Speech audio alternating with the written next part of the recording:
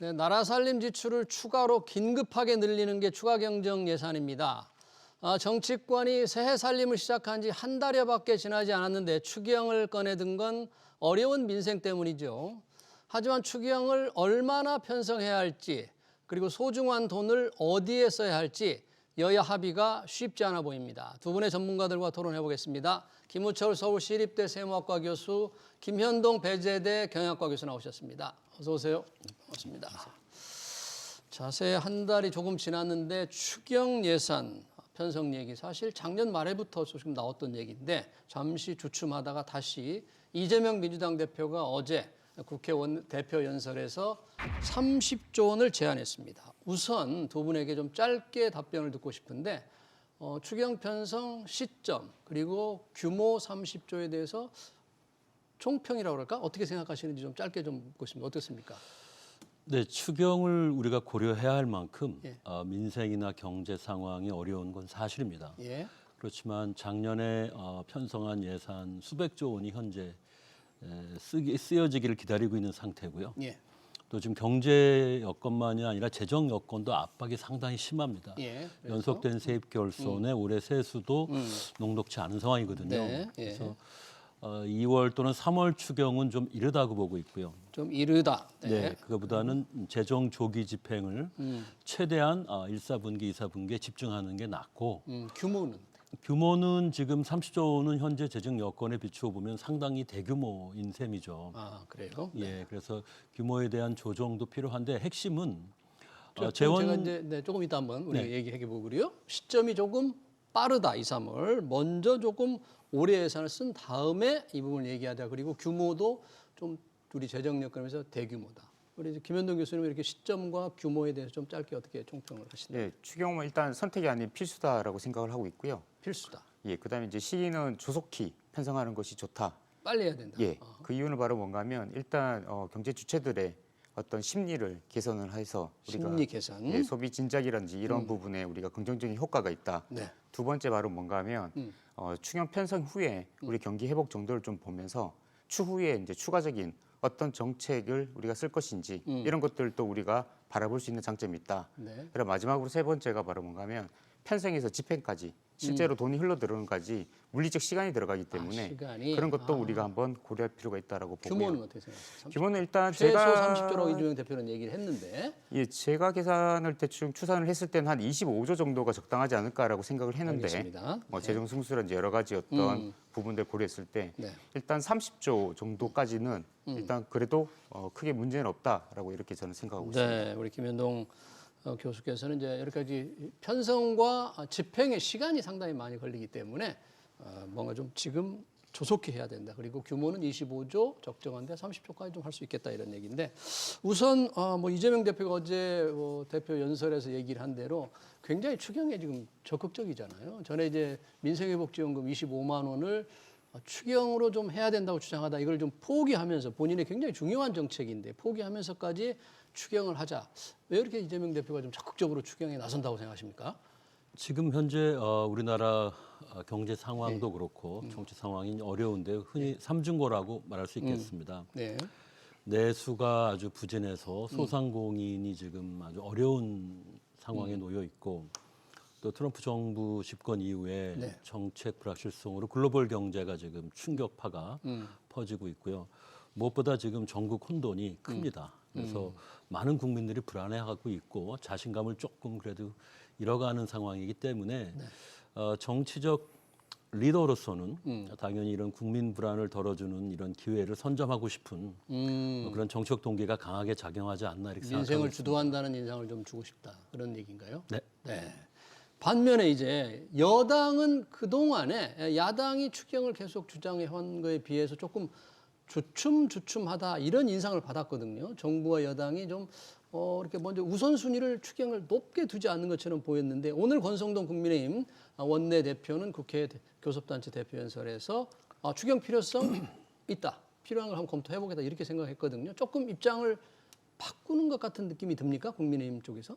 일단 기본적으로 이제 국민의힘 여당뿐만이 아니라 정부에서 기본적으로 가지고 있었던 스탠스가 바로 뭔가 하면 일단 추경은 급한 건 아니고 급한 건 아니고. 그러니까 우리가 이제 1월 2일 날 정부가 네. 경제 정책 방향 소위 경방을 발표하면서 예. 그때 이제 상반기에 우리 예산을 조기 집행하는 걸로 일단 상황을 좀 지켜보면서 그때 필요하면 추경 논의를 하겠다라고 했던 거였고 예. 오늘 권성동 원내대표가 이야기했던 건 또 뭔가 하면 일단 작년에 본예산 삭감과 관련해서 민주당에 사과부터 하고 그다음에 이제 논의 테이블에 한번 앉아보겠다라는 거지. 네. 제가 봤을 때는 지금 추경에 적극적으로 임하겠다라는 전향적인 입장 변화가 있었다라고 좀 보기는 어렵다고 평가를 합니다. 아, 입장 변화로까지는 생각하지 않는다. 네네. 네. 그래서 우선, 이제 그래서 상반기 재정 집행과 관련 잠깐 좀 부연 설명을 하자면 사실 이제 정부가 지금 중앙 재정 기준으로 해서 67%를 예. 상반기에 지금 몰겠다라고 이야기를 했는데 예. 사실 이게 이제 어떤 뭐 올해만 특별하게 나오는 것은 아니고 이 상반기 조기 집행이라는 것은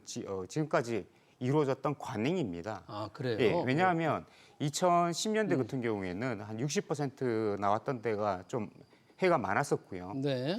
그다음에 2019년 같은 경우 이후부터는 계속 60%대였습니다. 그래서 작년 같은 경우에는 조기 집행률이 65%였습니다. 그러면 올해 이야기하고 있는 67%랑 2% 포인트밖에 차이가 안 나는 거거든요. 그래서 예. 저는 이 상반기 조기 집행이라는 것이 어떻게 보면 우리 현재 경제 상황을 극복할 수 있는 어떤 숨겨진 비책이라 보기에는 조금 무리가 있지 않나라고 이렇게 생각을 하고 있습니다. 그러네요. 지금 정부와 여당이 좀 추가 경정 편성 예산에 조금 주춤, 조금 미적되는 것처럼 보이는 이유가 우선 올해 예산 좀 먼저 쓰고 나서 보자. 이런 얘기인데 뭐 예전에도 계속 뭐 60% 이상 쓰고 그랬으니까 그 자체가 경제를 좀 떠받치는데 큰 도움이 안 되는 거다. 뭐 큰 기여를 하겠느냐 이런 얘기신데 어떻게 우리 김일철 교수는 아까 이제 뭐 예산을 먼저 쓰는 게 더 중요하다 그렇게 네, 말씀하셨죠. 재정 조기 집행이 뭐 비책은 아니죠. 하지만 지금과 같은 상황에서 상당히 유효한 수단이면 틀림없습니다. 작년 같은 경우에도 상당한 조기 집행이 이루어졌고 상반기 경기가 그래도 재정의 덕으로 괜찮았습니다. 하반기에 이제 수출 경기도 좀 꺾이면서 투자도 줄고 해서 재정이 뒷받침 못한 건 있는데요. 올해 같은 경우에 역시 재정 조기 집행을 작년보다 더 많이 최대한 집중을 할 필요가 있다 보고요. 그게 예. 상반기 경기 개선에 분명히 효과가 있습니다.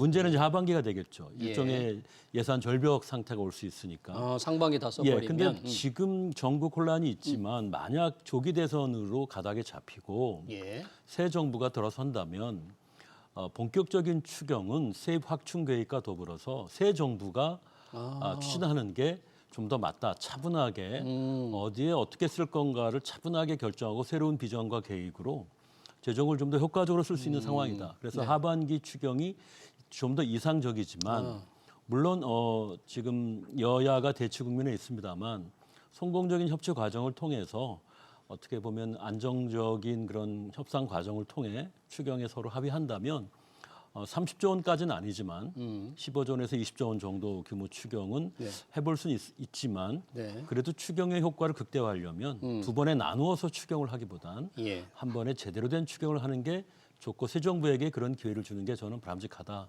이렇게 보고 있습니다. 네, 그러니까 조기 대선이 이루어진다면 새로운 정부가 들어섰을 때 본격적으로 어떤 뭐 세입 확충과 함께 이런 추경을 하는 게 바람직하다. 그러나 여야 협의에 따라서는 조금 뭐 조기 할 수도 있지만 이렇게 나눠서 하는 것보다는 새 정부에 기회를 주는 게 좋겠다는 얘기인데 아까 김현동 교수님도 잠깐 언급을 했지만 지금 국민의힘이 뭐 입장을 좀 바뀐 것처럼 보입니다만 꼭 그렇게 안 볼 수도 있다고 하면서 국민의힘이 내세운 게 그거였습니다. 만약에 추경 작년에 민주당 주도로 정부가 낸 예산을 삭감을 했다. 삭감한 게 이제 4조 원이 조금 넘는데 이거에 대해서 복원을 먼저 해야 된다. 만약 추경을 하게 된다면 복원부터 하고 삭감한 거에 대한 사과를 해야 된다. 이렇게 주장을 했잖아요. 이 깎인 예산에 대한 복원이 먼저 급하다는 여당의 주장은 어떻게 보세요? 예, 뭐 삭감된 예산을 복원을 해야 되는 건 저는 필요하다고 생각을 합니다. 필요하다. 예, 그래서 이제 필요한 예산 부분들이 있었고, 예. 그럼 또 위원회에서 또 이제 증액된 부분도 있었기 때문에 예. 그런 것들에 대한 어떤 종합적인 고려는 필요는 한데 여기서 우리가 한 가지 조금 짚고 가야 되는 것이 이 삭감된 예산의 복원을 전제로 뭐 추경의 테이블에 임하겠다라고 하는 것은 제가 봤을 때 너무 좀 적절치 않다라고 생각을 합니다. 왜냐하면 지금 이제 삭감된 금액이 말씀하셨듯이 대략 한 4조 1천억 원 정도 됩니다. 4조 1천억 원. 근데 이게 네. 이제 전체 정부가 제출했던 예산에서 얼마 정도의 비율을 차지하는가 하면 예. 0.6%에 불과합니다. 네. 그리고 그 예산이 바로 뭔가 모든 어떤 사업과 관련되는 것은 아니고요. 예.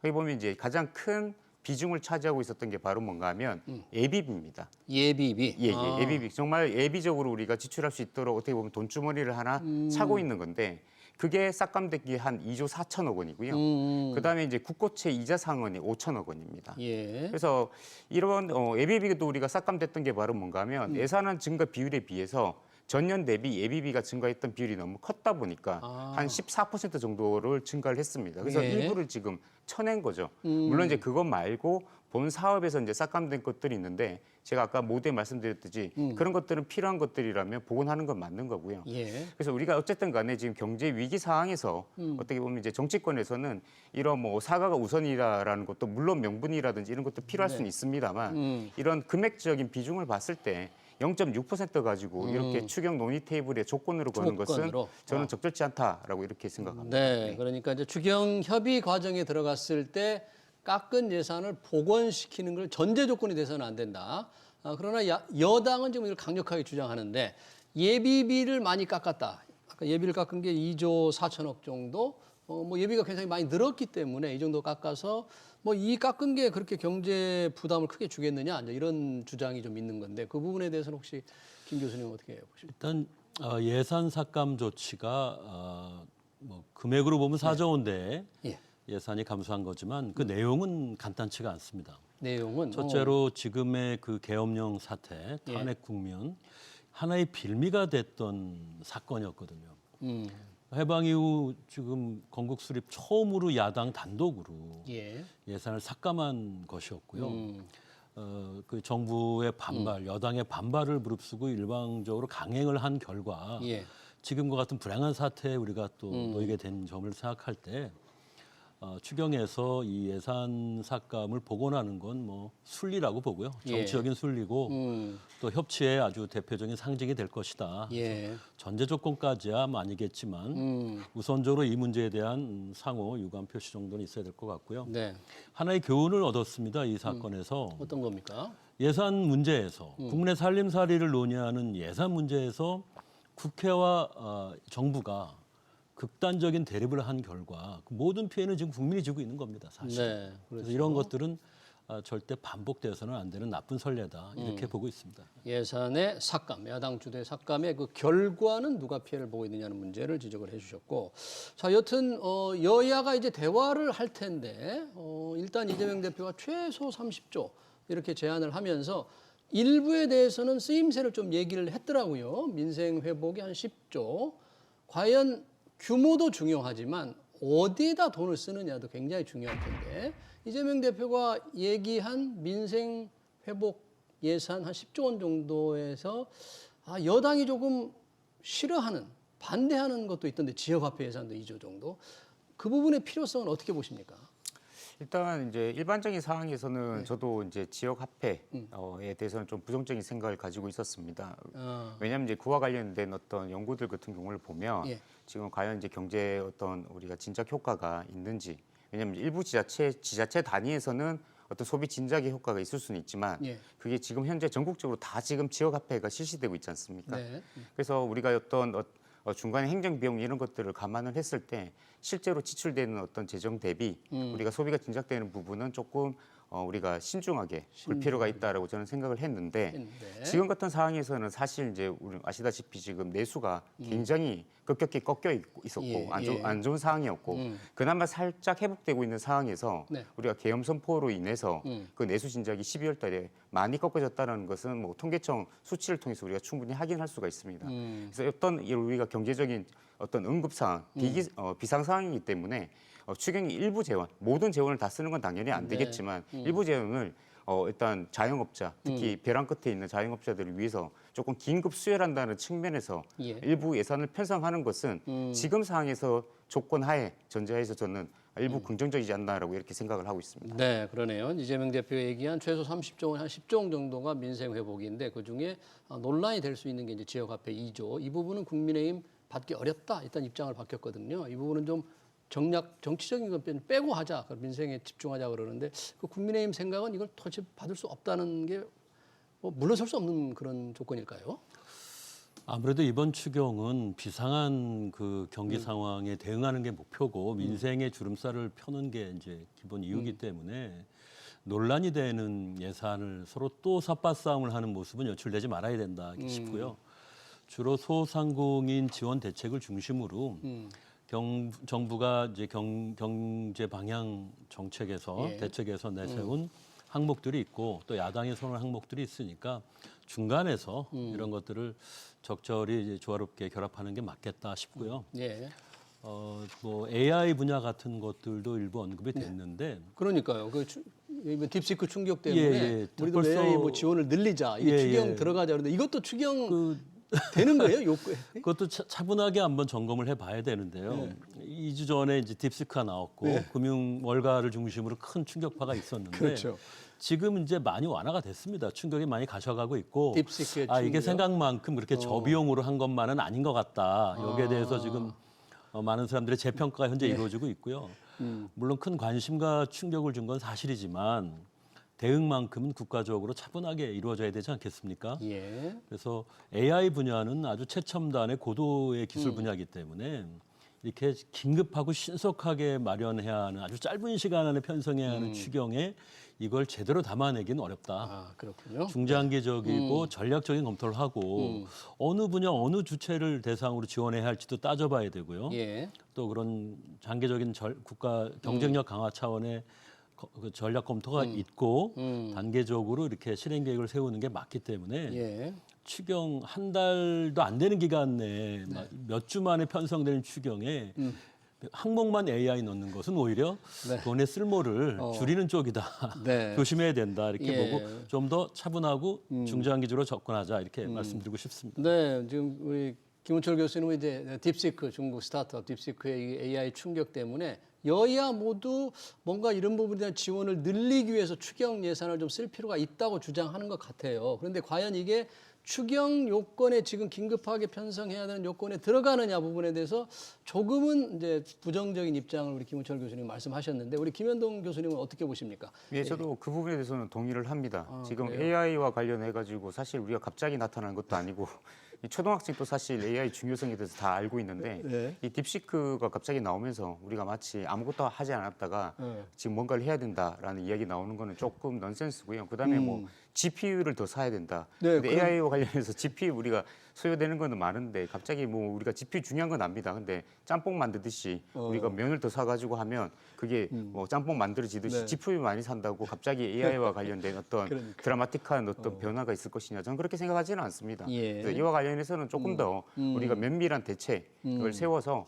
거기에 대한 어떤 적재적소에 그 재원이 들어가는 것으로 준비하는 것이 저는 맞지 않나라고 생각하고 있습니다. 네, 이제 추경을 이제 본격적으로 논의가 되면 과연 얼마로 합의될지 이거는 뭐 어디에 써야 할지도 쉽진 않으니까 어디에 써야 할지를 합의를 해야 얼마가 될지 나올 텐데 한국은행은 그 얘기를 했더라고요. 한 15조 원에서 한 20조 원 정도 필요하다. 이게 아마도 이 계엄에 따른 경제 충격을 감안해서 그걸 복원시키자는 그런 주장 같은데 이 정도가 조금 뭐 합리적으로 이렇게 좀 들립니까? 네, 일단 한은의 판단은 현실적인 재정 여건을 감안했을 때 예. 최대치 규모를 뽑아낸 거다 이렇게 보고 있고요. 작년 2년간 세입 결손이 있었고 올해 또 세입 상황이 정부 예상만큼 충족이 될까 싶습니다. 매우 거시경제 상황이 안 좋고 예. 트럼프 정부의 이런 관세 정책들이 아직 뭐 다 나온 것도 아니고요. 그 후파가 상당할 텐데 이런 것들이 다 국내 거시경제 부담을 주고 세입 상황에 이제 부담을 주죠. 예. 그래서 지금 재정 압박은 상당한 수준이고요. 올해 적자가 세입 결손이 없다 하더라도 네. 70조 원 됩니다. 적자가 네, 70조 관리지정시 적자가 70조 원 되고 예. 지금 결산대로가 발표가 안 됐지만 작년 적자는 뭐 80조 원을 훨씬 넘을 것으로 예상하고 있기 때문에 적자 관리가 아주 중요한 상황에서 무작정 지출을 늘리는 건 조심해야 된다. 예. 그래서 아까 말씀드린 것처럼 확실한 세입 확충 계획이 있다면 조금 더 큰 규모의 추경을 고려해 볼 수 있지만 네. 이런 것들은 이제 새 정부가 좀 더 어울린다고 봤고요. 알겠습니다. 만약 긴급하게 상반기에 해야 한다면 여야 합의하에 그렇다면 10조 중반대가 현재로서는 현실적이다 이렇게 네. 보고 있습니다. 네, 우리가 확실한 이제 세입 확충 계획을 전제로 할 때는 뭔가 이런 추경 규모를 좀 키울 수가 있는데 관련해서 지금 세수 결손 얘기를 좀 해주셨는데 올해도 뭐 세수 결손, 그러니까 세금이 정부가 계획을 예산상에 세웠던 것보다 덜 거치는 걸 이제 세수 결손이라고 하는데 작년에도 뭐 30조 원 이상, 30조 가까이 덜 거쳤다는 겁니다. 그 전에도 그랬는데 왜 이렇게 많이 덜 거쳤는지 이 규모가 어느 정도 의미가 있는 겁니까? 일단 지금 뭐 작년 우리 재작년 같은 경우 56조 한 4천억 원 세수 결손이 있었고 56조. 예, 그러면 작년이 이제 우리가 세수 재추계를 사실 정부가 예. 돈이 안 거칠 것 같으니까 다시 재추계를 9월달 정도 했었습니다. 근데 그 재추계 했던 것보다 지금 한 1조 한 5천억 정도 가량 더 지금 세수 결손이 난 상황이거든요. 예. 그러면 이제 우리가 의문이 네. 왜 이렇게 이제 세수 결손이 이렇게 많이 나느냐? 그러니까 정부가 나름 치밀하게 계획을 세웠을 텐데. 근데 일단 기본적으로 우리가 추계라는 말에서 알 수 있듯이 이게 이제 프로젝션 우리가 그러니까 추정입니다. 미래에 관한 추정이다 보니까 네. 사실 어느 정도의 오차는 태생적으로 일어날 수밖에 없습니다. 근데 그럼에도 불구하고 지금 윤석열 정부 출범 이후에 나타났던 세수 결손이 과연 그런 어떤 태생적인 한계 내에 있는 것인지 아니면 그 밖에 있는 것인지 뭐 소위 인재에 해당하는 건지 시스템의 문제인 건지 네. 이런 것들은 우리가 조금 따져봐야 되는 건데 예. 제가 생각하기로는 일단 분석하기로는 왜 이렇게 세수 결손이 대규모로 사실 이제 세수 오차라는 것은 많이 들어올 수도 있고 적게 들어올 수도 있는 건데 이렇게 적게 들어온 거로는 거의 역대 최대입니다. 역대 최대인데 많이 들어온 거는 이제 문재인 정권 때 그때 코로나 시기 때 많이 들어왔었죠.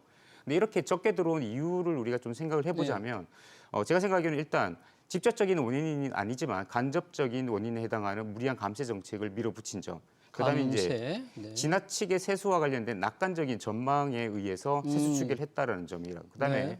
제도 운영상에 미비가 있었다. 이런 네. 여러 가지 이유 때문에 이렇게 대규모 세수 결손이 이어졌다라고 저는 이렇게 보고 있습니다. 알겠습니다. 네. 대규모 세수 결손은 감세 낙관적인 전망 이런 것들인데 뭐 정부 세수 추계 능력에 네 교수님.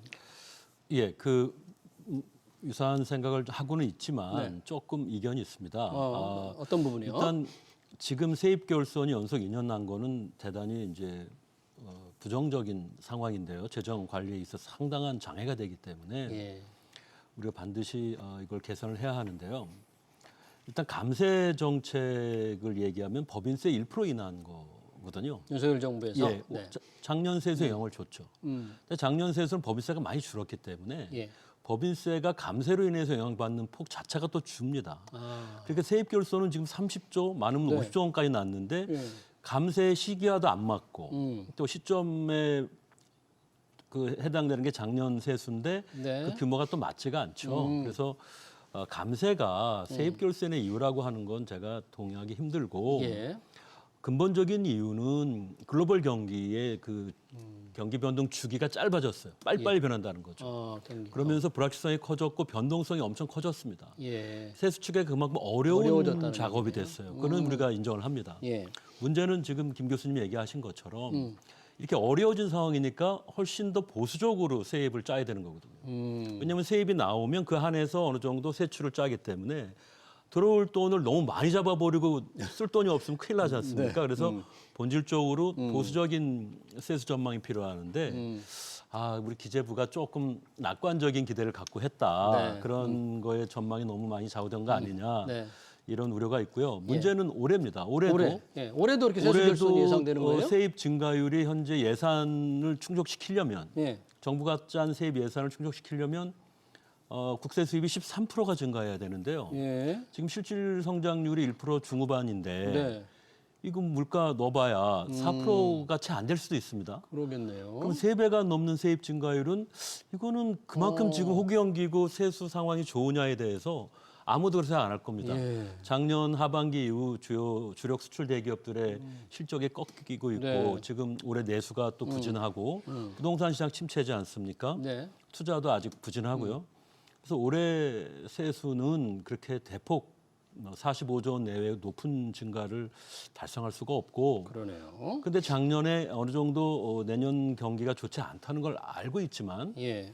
국회 심의 기간 동안에 그런 낙관적인 전망을 전혀 바꾸지 않았습니다. 물론 그러네요. 여러 가지 실행상의 어려움은 있어요. 네. 세출 계획을 다 짜놨는데 세입을 또 이렇게 줄여버리면 상당한 또 혼란을 주기 때문에 하지만 이제 이런 문제가 계속 반복돼서는 안 된다. 알겠습니다. 그래서 네.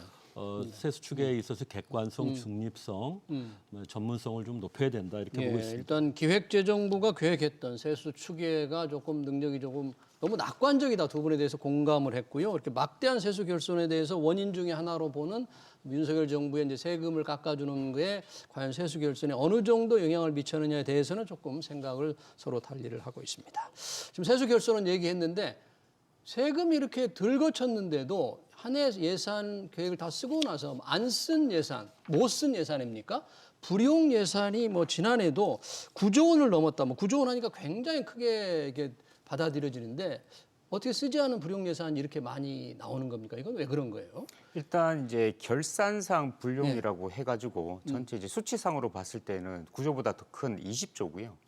근데 그 결산상 불용액을 조금 이제 나눠봐야 됩니다. 예. 그래서 이제 구조라는 것은 사실상 불용. 그러니까 무슨 말인가 하면 뭐 예비비라든지 아니면 이제 사업에 쓸 돈을 안 쓴 것들 이게 한 9조 정도가 되고요. 그다음에 이제 지방 교부세라든지 지방 교부금으로 내려가는 것. 예. 그거는 이제 국세 수입에 연동되어 있기 때문에 그게 한 6조 5천억 원. 그리고 이제 나머지가 내부 거래로 한 4조 원 정도 이렇게 되어 있습니다. 그래서 그러면 이제 9조 원과 관련되는 것은 뭐 예비비 미집행이니까 예비비는 말 그대로 정말 예비적으로 가지고 있는 돈주머니이기 때문에 네. 안 쓴 것과 관련해서는 크게 이제 문제 삼기가 어려운데 이제 사업비 불용 같은 경우에는 사실 이제 각 사업마다 좀 내용을 따져봐야 됩니다. 사업비. 불필요한 사업을 우리가 이제 어떻게 보면 예산에 담았었기 때문에 그게 이제 집행 안 됐을 수도 있는 거고 사업을 집행하는 여건이 좀 안 좋아서 못 집행했던 것들이 있는데 저는 오히려 이 9조 원 이쪽이 사실상 불용보다 예. 좀 더 심각하게 봐야 되는 것은 예. 여기 지금 세입 여건 변화라고 명칭을 한 예. 바로 뭔가 하면 지방에 내려보내는 돈들, 지방 교부세, 지방 교부금이 줄어든 게 이게 더 저는 문제가 크다라고 생각을 하고 있습니다. 그건 짧게 말씀해 주세요. 왜 문제가 커요? 왜냐하면 이제 지자체는 뭔가면 스스로 지방세를 통해 가지고 돈을 자기네들이 조달하는 것도 있지만 예. 국가 중앙 정부로부터 조달받는 것들이 그렇죠. 있거든요. 세금에 받는 거죠. 그러면 이제 거기에 맞춰가지고 내가 어느 정도 받을 거야라고 생각을 해서 예산을 짜놓고 이제 사업을 쭉 계획을 짜놓고 있는데 예. 국가가 들어올 세금이 줄어드니까 못 보내줘 버리면 그러면 지자체 입장에서는 해야 될 사업들을 못 하게 된다라는 거죠. 네, 그래서 그러네요. 그런 부분에 있어서 굉장히 문제점이 있다라고 네, 지적하고 싶습니다. 그러네요. 뭐 세수 결손, 불용 예산 활용에 굉장히 많은 문제가 있는 것처럼 지금 보이는데